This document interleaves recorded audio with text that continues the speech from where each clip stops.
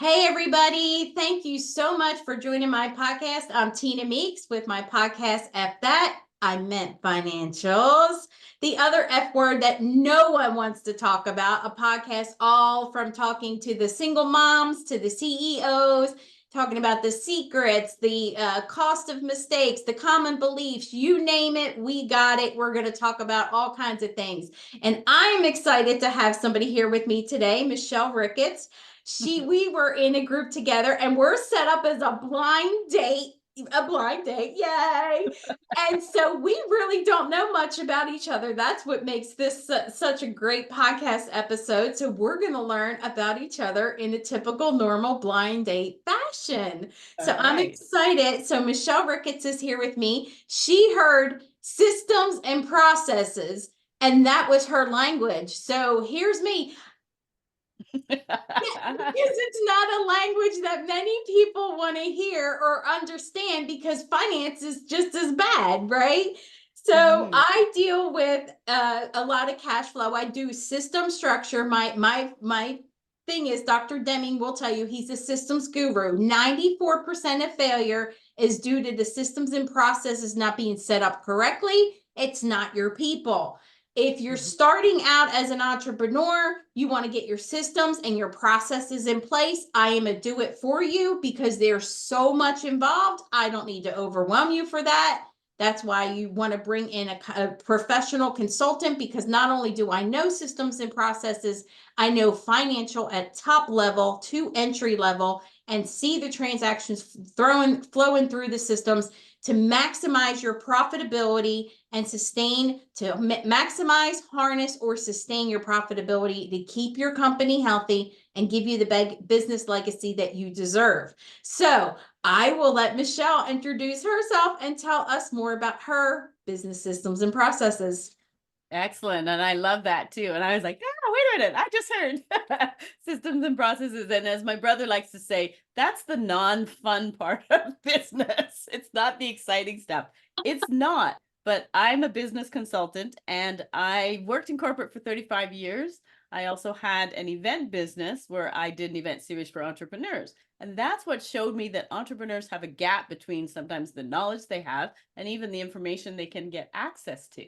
And now, after being restructured 3 times in my corporate career, I decided I was going to go into consulting and work with entrepreneurs. So now that is exactly what I do. But I am a systems and process guru. But unlike Tina, I actually don't do it for them, but I help them do it. So I will often work with clients in a Zoom room like this, where they're actually walking through, because a lot of clients have something set up, but it's often not, we'll say, clear enough for somebody else to follow. And that's the whole point, is if something happens, stuff happens in life. So something happens and somebody else has to follow that process. If they can't do that and get to the same result that you're looking for, that means that that process is not set up in a way that it needs to be. And that's what we work through. And it's interesting. We see different types of systems and processes, and I bring in different elements. You probably do too, Tina, from docs to video to diagram, depending on what it is, to help them to get to that setup that they need. So it's more about the foundation of their business and being able to grow from there. As you said, if those systems and processes are not set up, that's often where things fail. Right, exactly. And a lot of times they don't see the failure of the cash flow until it's a year later. The CPA is questioning it. You don't know where to turn. Who do I talk to? Whatever. The reason I do a lot of it for them is because it is overwhelming. You know that, Michelle. The system process is boring. It's overwhelming. Yeah. It's like telling them to put glasses on and try to find the needle in the haystack. And the reason I do it for them, because it makes it quicker, faster. We restructure. If you already have a team in place, they don't have to worry about their day-to-day, overwhelming their day-to-day. We make it happen as quickly as we can. I have 3 strategies that we take you through. And the goal is, if you're just starting out, you want to set it up correctly. We get your systems processes in place, and then make sure you hire the employees that are going to follow your processes, because that's your business model. It's based on your business model. Yes, Then absolutely. If you're already established and you got employees and we're just overhauling because you've got, cash flow systems, things are changing, then we just restructure while they're in place and, make it a fun environment and make it challenging and not stressful. That's one of the things. I'm very comical. I'm always cutting a joke about something. I've got analogies and life relation of every topic you can think of in finance and systems and processes, because it is a boring thing. But for people like Michelle and I, we have this like deep obsession to figure out systems. It's like that very intense, crazy madness obsession to solve that problem. And the end result is your profitability. Absolutely. And the unique thing about the financial systems and processes is that people don't often think of it as having a system and process.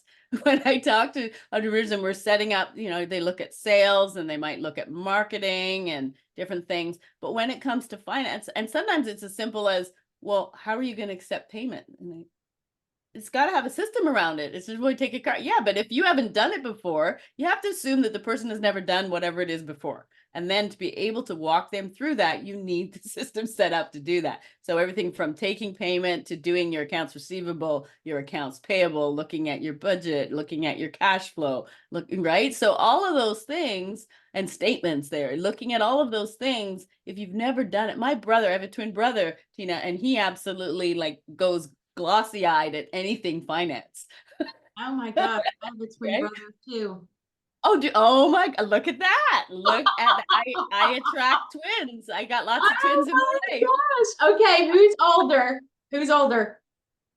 He How calls many? me the older sister. 30 minutes. If you can Oh, believe I'm that. 5. 30 I'm minutes. 5 minutes Yeah. older. Yeah, 30 minutes is a long time. I've actually never ever met somebody. They didn't know that we're older than I mean, look.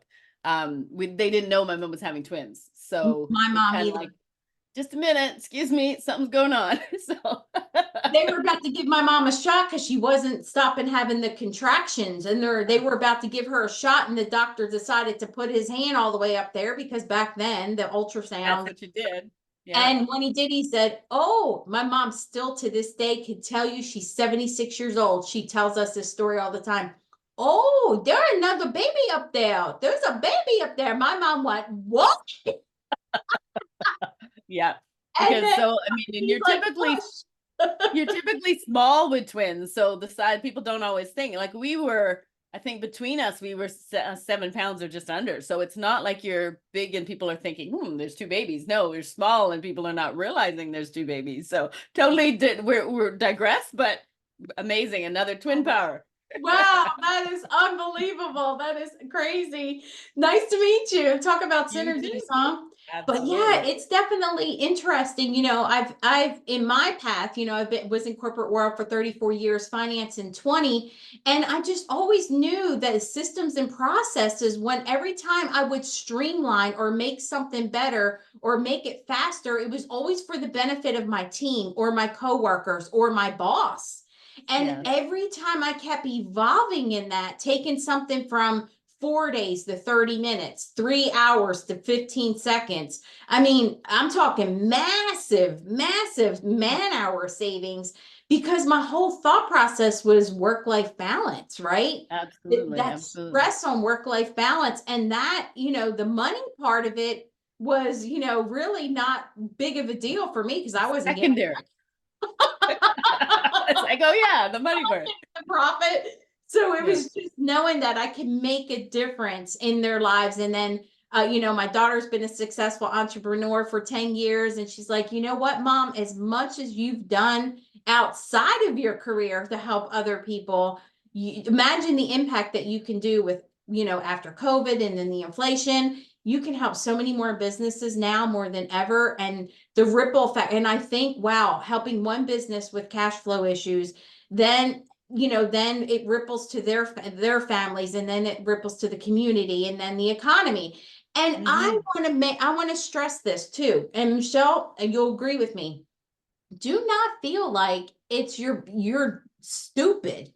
No. Business systems change all the time. There's always code enhancements, upgrades, new modules are added. You may Mm-hmm. not be utilizing them because you don't know how. And then your processes are changing because your business model is changing. Maybe you had a growth, maybe you scaled up, maybe you had a merger or something. But if your processes are not being updated to match your business model that correlates to your business system setup, that's where you have the problem. You want to keep those always updated. So don't ever feel like somebody like myself or Michelle that is coming in to help you is anything to descale your intelligence. It has nothing to do with that. It's an inexperience that you don't care to touch. Just like there's areas in your business we don't care to touch.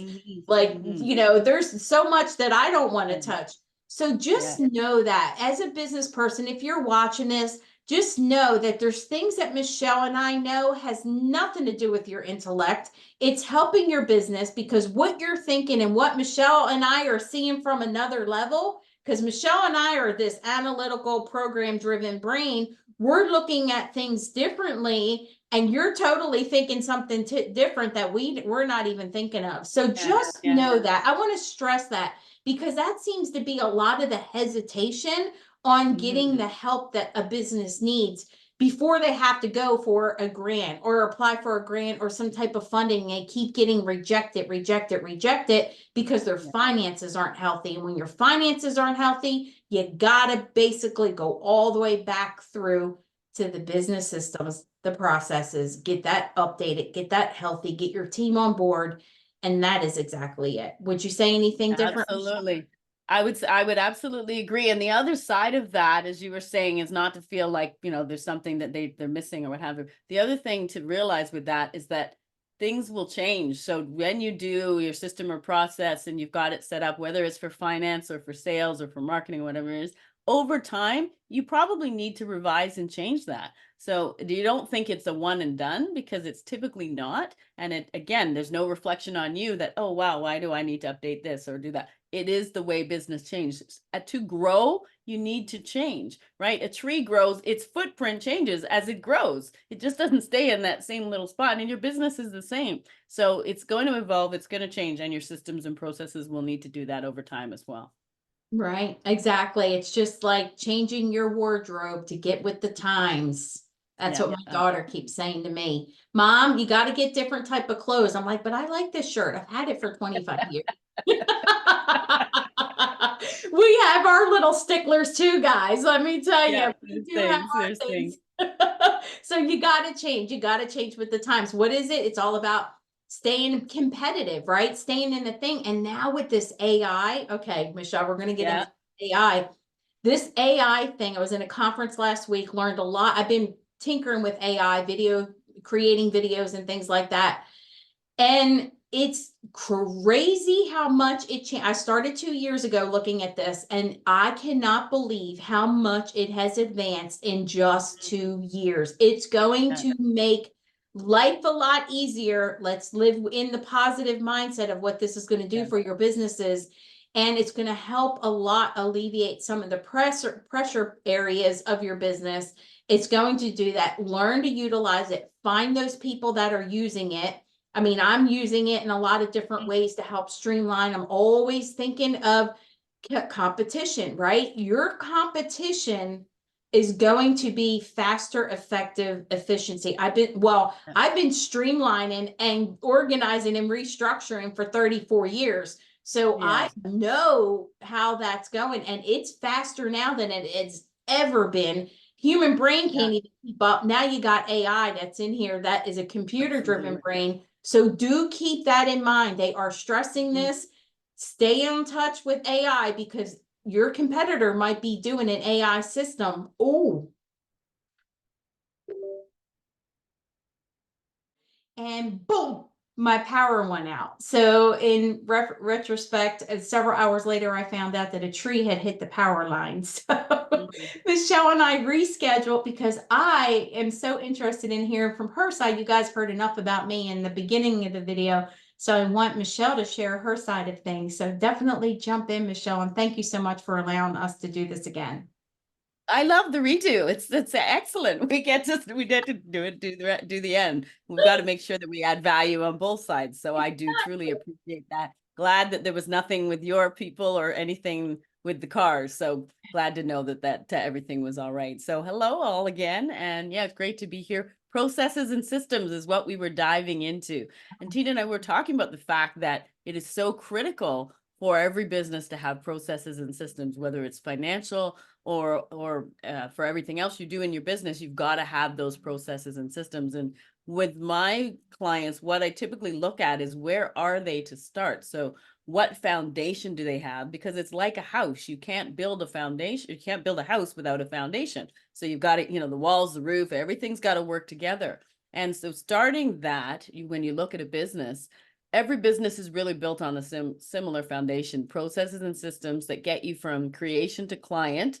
And what do you do in between? Those are your processes and systems. If you look at McDonald's, they have 16-year-olds doing their processes and systems, and it's the same everywhere, right? Or if you look at NASA, a more complicated process and system, but they have specific things you got to do before you're sending that rocket to space. So in my business, we look at what are you doing in your business to have those client final product or service or whatever it is you may be working on, and how does that all fit together? And the end goal is to not have you as the owner, the founder, doing it all yourself. And so that's what we build towards, is how do we set up those processes and systems so that you can take the onus off you. You can focus now on the things that A, make you more money, that B, that you enjoy, because you've got to have fun in life as well, right, Tina? It's not all about the hard stuff. Isn't that the truth? And it's funny, Michelle. I love, I have people say to me all the time, well, I want to introduce you to somebody that does something exactly like you. Do you mind? I'm like, no, bring them on. Let's build a village, right? Let's build a village of all these minds, because it takes a village to do what we do. And people say, okay, if you guys are so good with business systems and processes, who helps you guys with your financial flows and stuff? Well, and it's true. We use experts as well, because the key thing as an entrepreneur, as a business owner, is you're not the expert in everything. And I always say 3 key things to start with. If you didn't go to school for law, accounting, well, 2 for sure, taxes, and probably sales, you may be not the one to be doing those yourself, right? The first 2, definitely not. The third one, it becomes a learned skill, but you definitely want to hire experts. So we do the same. I have never and will never do my own accounting. Bookkeeping now and then, but prefer to have a bookkeeper do it, but definitely never, not doing my own taxes, rather. Not doing my own taxes. Not doing, I have 2 bookkeepers, and I just monitor, and then I have a CPA, and it blows some people's mind. I'm like, because that's not what I'd like to do. Believe it or not, the finance part is just what I happen to get involved in, because I built a $2.2 million system and process setup, that I learned it. So I became the staff accountant, and there we go. And then I just kind of evolved from there. But having that knowledge, because I don't like the accounting level. I like the needles and haystacks, but it's very tedious when you've got a creative mind on business systems and processes and making money, because that's what I'm always thinking. How can I make this company more money? Then you're dealing with the tedious accounting processes. It becomes a struggle with you to have to handle all of it. And you are so right. I don't like the accounting component, but if it makes the money, then I'll walk through the fires, right? Stand on those holes and walk through the fires to get you more money and whatever needs to be done. But the goal is to hire the people that are in the right seats, that do the processes. And just like changing your car oil, I had this gentleman use that yesterday, Michelle. He said, yeah, I know I change my oil, but do I want to change my oil? Because the number one thing people don't realize, what is your value? What's your value per hour? Because if you're spending time doing something that you can pay someone $25 an hour for, and the value of you bringing in more business for your company and doing the higher level stuff to run your business, say, is $300 an hour, where's your value? Where's your value? That's Absolutely. value Absolutely. Yeah. So it's And really crazy that they don't think of that. that way. And to get to that mindset, it's thinking about something like with your car, using the car analogy. Do you want to just be able to go in, push the button or turn the key and drive the car? Or do you want to have to know what happens under the hood? We don't want to have to know what happens under the hood. So in your business, it's the same thing, right? You wouldn't necessarily just go get started and, okay, jump in a car, I know nothing about it, and drive without learning how first. But in your business, you don't have to know necessarily how the car works. You want to know, how do I drive it? And so driving the business is the part that's your area of expertise, and all the other stuff, we can have either experts who know how to do it already, whether it's social media, whether it's financial, whether it's accounting, whether it is sales, whatever that might be, and legal services, whatever that might be able to then focus on the things that make them more money and be able to delegate. And part of delegating is getting those other systems and processes that are your business set up for others to do it. And that's where you get a lot of the I have to do it myself syndrome with entrepreneurs and founders. Oh no, nobody does it as good as me. They do. You can teach them, because as you said, if what's your dollars per hour? Is it going to cost you $50, $100, $300 for you to do it? Have somebody else who is the $50 and you go do the $300 stuff that's making you money. And to do that, you need to know how to show them how to do it. And that's where those systems come in place that others can take on. Right, exactly. And one thing I see too, like the consultants that you hire to get you off the ground faster instead of this mindset of hiring employees. I think we talked about that earlier in our previous recording, is you don't have to do that. You want to hire people that are in the consulting business, kind of like Michelle and I, because one, we're multi-layered. We can get you moving quicker, faster, and get you organized. And there is some training I do. If you bring in some employees, I'll help train them, because the goal is to keep you doing what you do and us to get you running as fast as possible to making more money without the caveat of all the job application, job interview, posting, all of this stuff. And they don't realize how much time they're wasting on trying to hire an employee.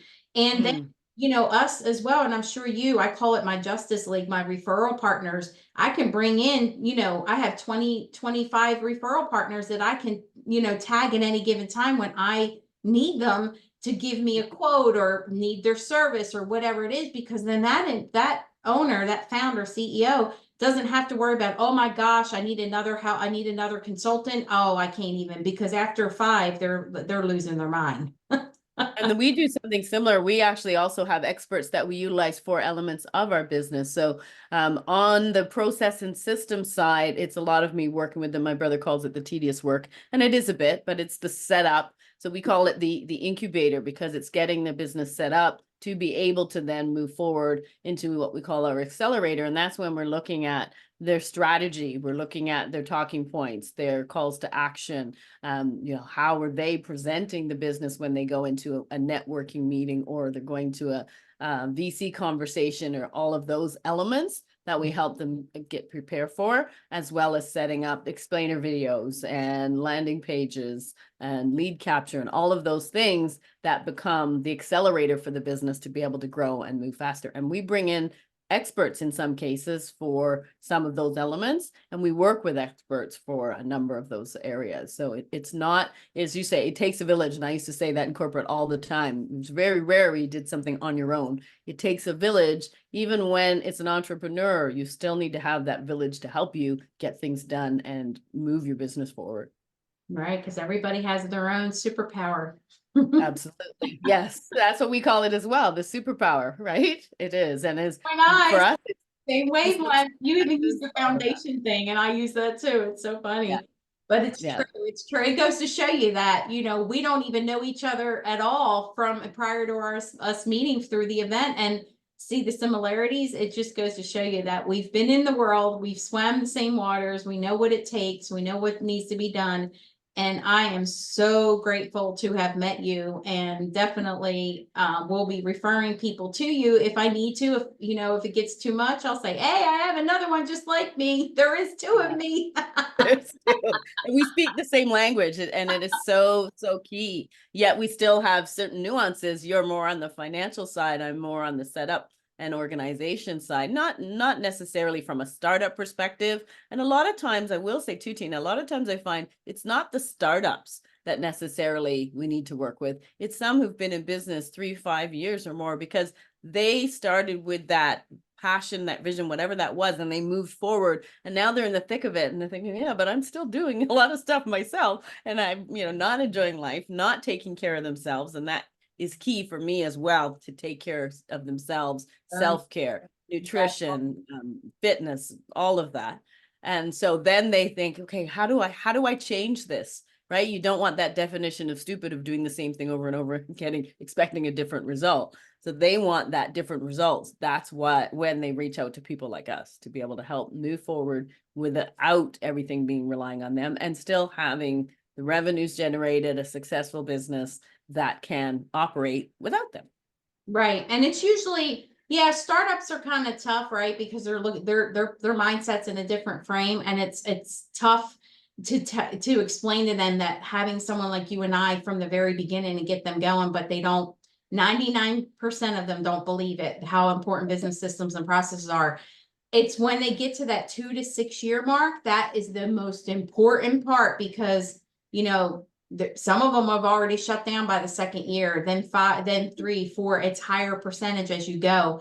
If you make it past 6 and you're still doing a lot of the work, and you're still working 60, 70, 80 hours a week as an entrepreneur or founder of your business, there's problems. You shouldn't have to work that much, right? Because you're working on, you should be working on your business, not in your business. So if you're working in your business too much, there's multiple ways that this can transition to a better work-life balance for you, because you've got to stay sharper and healthier. Plus, it needs to dwindle down to your team as well, because if you're working that many hours, imagine how many hours they're working to try to stay afloat. So there's definitely something wrong. And every time I know when an owner is working too many hours, the team is working at those hours as well. So it definitely needs to shift.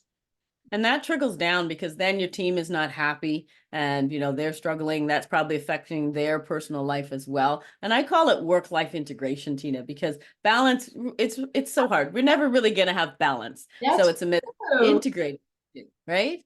I like that work-life integration. You're right, because we never really have a balance, especially me being in finance too. My end of the month, my holidays, my year end, those aren't the holidays and celebrations with the family or anything like that, because we're working on month end and all of that other stuff.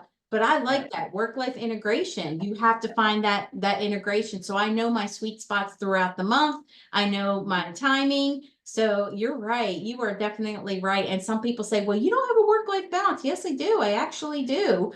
You know, when I was working in my career, I always had it, even though I had some times that I worked 12, 14, 16 hours. I still had some days that I could, you know, skate by maybe 4 to 6 on a Saturday or Sunday. I didn't have to work 7 days a week, or always hardcore through the holidays. So yeah, you're right. I like that. I'm gonna steal that from you. And part of it, one of the other things that I find critical for a lot of entrepreneurs, something we learned in corporate, is scheduling, right? It's amazing how many business owners I speak to that don't really know how to use a calendar properly, or scheduling, time blocking, I call it, to get those things in the calendar that need to get done by you or with you. And so when you have that all scheduled, then, and it's not about, we had one person talk to us about, oh, well, I don't want to schedule. I just want to kind of go with the flow. But when you start off, and for the first bit in business, you've got a schedule to get things done. Later on, you can go with the flow. But until you have that reliance that's not on you, you have to be able to get things done. And that is part of blocking the time that it takes. And some people like to use a to-do list. And I say, that's great. But if it takes time to do it, you should block it into your calendar, because you've only got so many hours in a day, and you've got 15 things to do and only 7 or 8 hours to do them in. They're not all going to get done. So putting them on the calendar for things that actually take time is such a key way to be able to handle things. And it could be following up with somebody, it could be painting the fence, it could be a meeting with a client, right? Or your accountant, right? Whatever it is, get it on the calendar. And the other tip I say with a calendar, and Apple makes great products, amazing products, they do not make a great calendar. So if you're using iCalendar, switch to Google Calendar. It really works well to be able to see, especially for the recipient, because you want your recipient to have a good experience. So if you have to send meetings to other people, please use Google Calendar. It works very, very well. I agree with you. I agree with you. I just had someone send me an iGoogle Calendar, and when I went to go accept it, said, sorry, this meeting has been canceled or deleted. Yeah. I was in a group for a whole year and we had back and forth, back and forth. There was never a meeting. We met every month. There was never a meeting that there wasn't a problem with the founder sending their iCalendar. Somebody didn't get it. Somebody didn't see it. It wasn't anywhere to click on it. Yes, it was a bit of a mess. Take it from Michelle and I. I'm a Google avid lover, and I love Michelle to be able to create the additional calendars and share it, so everybody doesn't have to worry about putting it in their calendar. If you have a specific calendar creation based on, you know, your classes or whatever it is, or programs or whatever, you have everything there. So when you edit it, it refreshes it automatically. Never have to send out emails to remind the team. Never have to do any of that. Oh, that is heaven. And I Yeah, train on absolutely. that too. I train on Outlook, of course, Yeah. Outlook a lot on categorizing and Mhm. rules and things like that. I'm a big Outlook person to use that, and Google's my second favorite. So Absolutely. I was Outlook when I was in corporate, but now it's everything Google and I love it. I literally just did a training video that we're just finalizing. When it's final, I will share it with you so you can share it with your network and your audience. And it breaks it down into four videos of going through the basics of calendar and adding special calendars and events and descriptions and all of that. So some of the things that a lot of people struggle with. And I like to think too that when you put it down in your calendar, you get it out of your head. We only have so much capacity, right? And so there's things we need to have in our head and think about. And there's other things that once it's on the calendar, you can forget about it because it's there. It's going to remind you, and you live by your calendar. Check it either the night before, it's what I like to do, or the morning of, so you know what your day looks like, you know what your week looks like, and there's never any surprises. right, exactly. Makes a whole lot better. You don't need too much in your brain. It's too much now as it is, as we're as fast as the world goes. Definitely send me that link information, Michelle. I'll put that in when I post the video and get up the podcast, and would love to share that with my entire team of people, and definitely share that. And I will reach out to you too if anything is to come about and I need more of you. Wonderful, wonderful. I love it because it really, we're here to help. We're That's here right. to add value. I'll tell you one more story before I go. I literally just spoke to a gentleman. He reached out to me. I had met him 3 years ago and talked to him just like you and I are here chatting. Infancy of his business. I don't know that I even realized how infant he was. I was his third client, he told me, and used his services, and that's how I met him. And so he came back to me a couple of weeks ago, sent me a message saying, "Hey, Michelle, I can move forward now." And so connected with him and we looked at his business. He's done gangbusters with his business. And I said, "This is impressive. What did you do?" And he said, "Well, I didn't have the budget to work with you 3 years ago, but you did give me some valuable information and I took it to heart and I've looked at videos and I've watched some of your stuff. And now I'm coming back because I've been able to do the work." And I was like, "Yes." Wow, that is helpful. I know when you get the feedback from your Yeah. clients, it's And, it it's humbling but breathtaking. Wow, it's so nice for somebody to see the value that you bring to their business and reduce the stress and just overall make a difference for them. And that's the best thing ever. No matter how much stress we went through or how much hair yeah. we pulled out trying to get them there, because I know it's Mhm. very tedious at times, the end result is what is always the reason we continue to do what we do. Absolutely. Yeah, and that was somebody who I wasn't even working with yet because he didn't have the opportunity. But when we add value, and sometimes you might hear it as well, because I'm sure you do it. "Oh, you give too much, you help too much without, getting paid for it." But it does come back to us, Right. right? There is such a thing as karma. There is such a thing as pay it forward, Mhm. and that happens. And so it's a matter of just help in some cases and it will come back to us. And that's the same for us. It's the same for you and your business. And it is true. It Right. definitely does. Definitely. Oh, yeah, I agree. Well, you stay in touch. I'll stay in touch with you. Let's touch base in a couple of months, maybe around end of summer. Let's touch base with each other. But until then, if anything comes through and I'm not able to take on a client due to onboarding, because I know it takes a while. It takes me a good solid month to onboard a new client. I definitely am going to reach out to you and refer you, and I'll add your link. And I appreciate you honestly for being Thank you so another much. superhero out here doing exactly what I envisioned years ago. And it's so rewarding to meet like-minded. And twins. Exactly. Oh yeah, and that's right. We're twins on top of it. Twinning. We're twinning. Twinning. We're twinning. Literally, Twin power, we always say. multiple Excellent. twins. Thank you so much, Tina. Love you. It's great to meet you as well. Appreciate you giving the opportunity to chat with you and your audience. Yeah, thank you so much.